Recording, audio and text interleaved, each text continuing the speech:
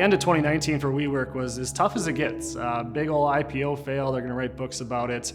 And we had just started correcting, had a new CEO in place, basically cleaned house with the executive suite, and things were starting to look up. We were going 100 miles an hour pre-pandemic, like so many people. Our plan was to expand to like 10 cities over about 3 to 5 years. I had 4 of the largest deals that I was about to sign. We were at the finish line, some of the biggest companies in the world. It would have been about $2 million in deals. March is a huge month for us. It's like our anniversary that we celebrate our birthday every year, our business birthday. We have a lot of membership renewals that happen at that time. I mean, life was great, and it took a pretty quick turn, I'm not gonna lie to you. It was a Friday. I remember it's like so vividly. I saw on Twitter that there was like the first positive COVID test in Minnesota. I feel like I'm like a doomsday prepper or something, so there was a little bit of, this might be something. Oh shit, like, what is about to happen? I quickly like sent the screen grab to all of our teammates. There was that moment of, is it safe to be here? We had a case at the building, and it was like our first case at the building.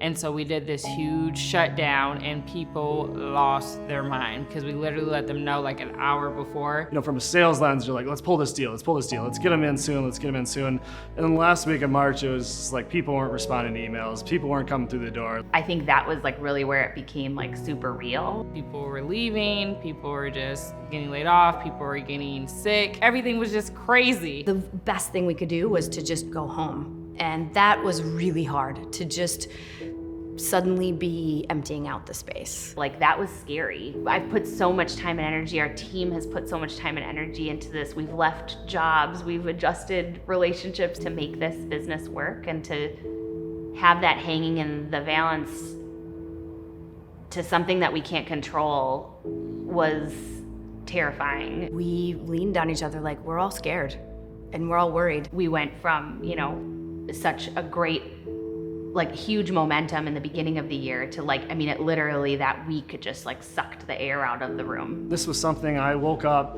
jumped out of bed, excited for every single morning, only to be in absolute dread. I think about the fact that we were spraying down our mail and our groceries, right? And it felt terrifying just to buy food.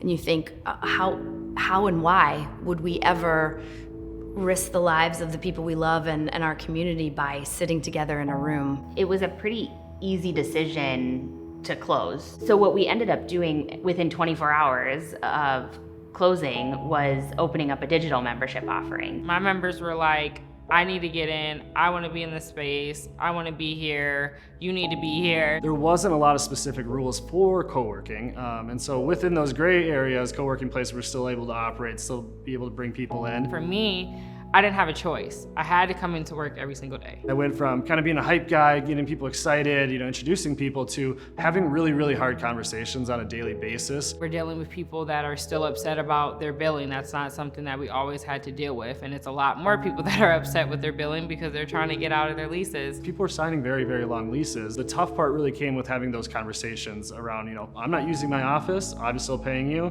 what can we do about it? It was pretty much like, you're in this contract, essentially. It was really hard because our members were like our family. And so for a corporate to come back and say there's nothing we can do and we can't say anything to them, we had pissed off so many people. We said, you know what, everybody's free to pause their memberships. It was if you need to go home today and you don't think you're coming back and you have no idea when, great.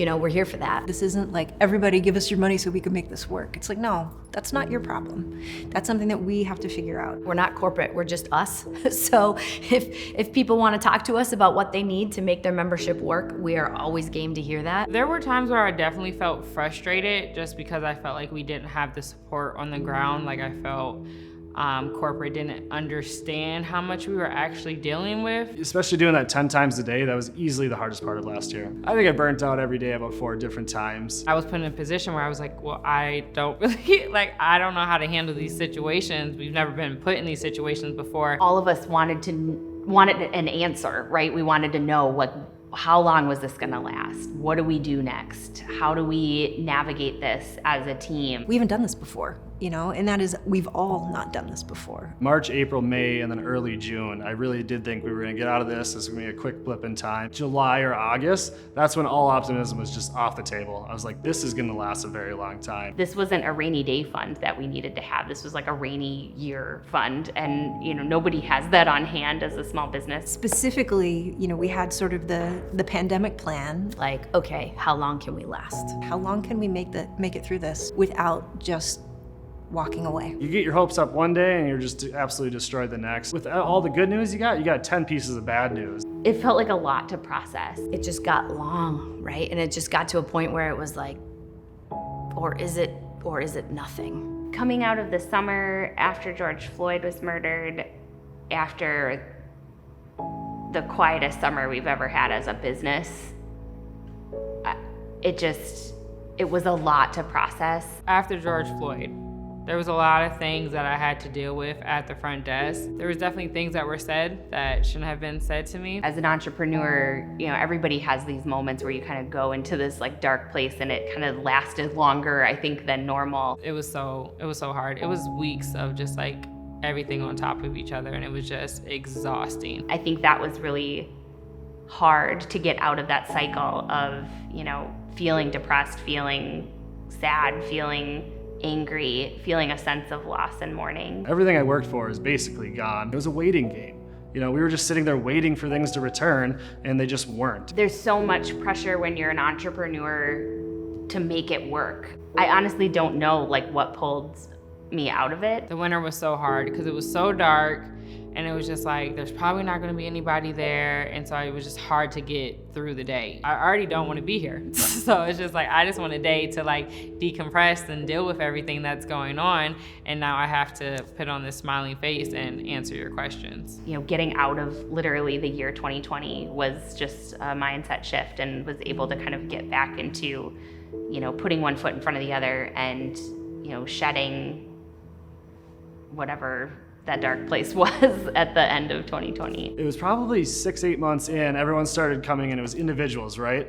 And they're like, get me out of my house. It was just, I just want to get out of the house to take this call and get away from my significant other, or just be outside and be around people in some type of capacity. What people want is connectivity.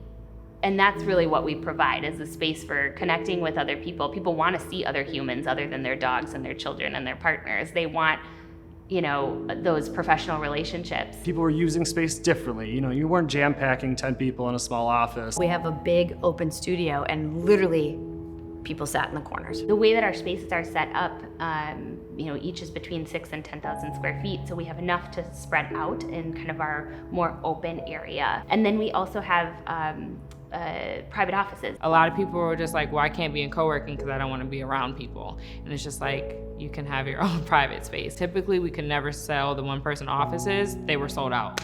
The way that we think about real estate is gonna change forever. A place that's already built that a company doesn't have to come in and spend a ton of capital on, I think is going to be really important for organizations moving forward. I see a huge trend going with co-working in the next 12 months of essentially some of the largest companies in the world using co-working as satellite offices. The ones that survived and the ones that are doing the most good in their community, I think truly will be around for a while. Our eyes are open to the idea of constantly reaching out and supporting and helping pull people up. We have borrowed from Senator Wellstone the motto, we all do better when we all do better. That's all that we're doing here, is just waking up every day, trying our best, putting our foot in front of the other, and inspiring other people to do the most good in their communities.